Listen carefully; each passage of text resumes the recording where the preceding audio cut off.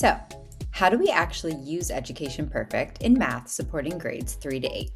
Let's take a look together. First, we're going to assign a Readiness for Learning assessment. You can find our assessments and lessons in the Discover tab.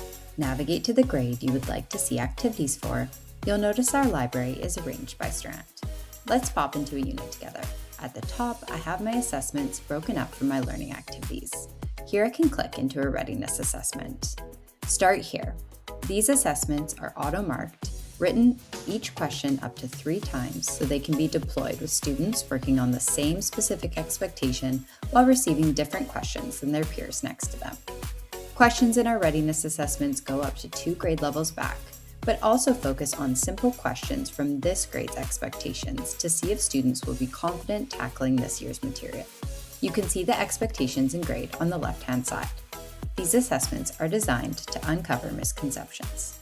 Students work through this in a test environment, working on specific expectations and various knowledge and understanding, application, and thinking questions of the achievement chart. Once a Readiness for Learning assessment is given, educators are given data immediately to track student progress and uncover areas that require assistance. Our assessment reports give you data immediately as soon as students are finished that readiness assessment, and you can track whole class and individual progress. Our analysis and recommendations section, and teachers can push out a recommended EP lesson to students based on how they performed to help close gaps. Use this to help students review content they need before being ready to tackle grade level expectations in our lessons. We can also use this data to inform small group instruction, as EP will pull out certain students struggling with certain concepts. Meet students where they're at and see a breakdown of performance, helping them to close gaps. Now knowing where our students are starting from, EP helps differentiate and personalize the experience for learners. Back in our Discover tab is where you'll also find our learning activities. Please note these would also be the recommended next steps just shown. Our lessons are scaffolded and can be used to support whole group, small group, or be sent out to individual students. Students work through Minds-On success criteria and conclude the learning with a reflection activity. Once loaded on student platforms, they have access to accessibility tools such as our question reader, calculator, and handwriting tool.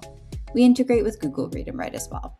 Students can move through our eye or information icons and then move into their foundations, stepping up, and optional stretch thinking questions that push students to achieve mastery on various grade level topics.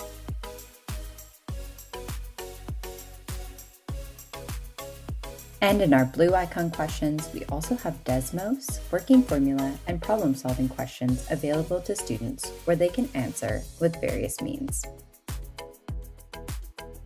Perhaps as educators, we want a quick check for understanding, or we receive some data from our EP report about students struggling with a specific expectation and want to dig a little bit deeper and quickly.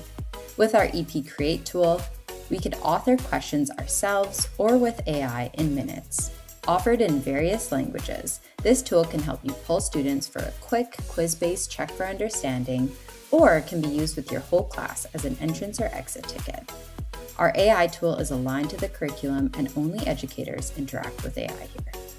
And continue to differentiate content for students by using our EP authoring and editing tools. Drag and drop components you already teach with, edit text, and provide multiple ways for students to be able to answer questions.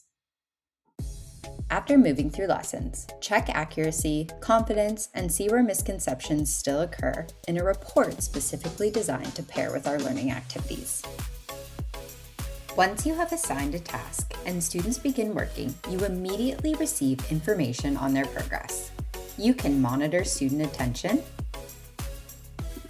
record or leave descriptive feedback, see any attempted questions, and require resubmission.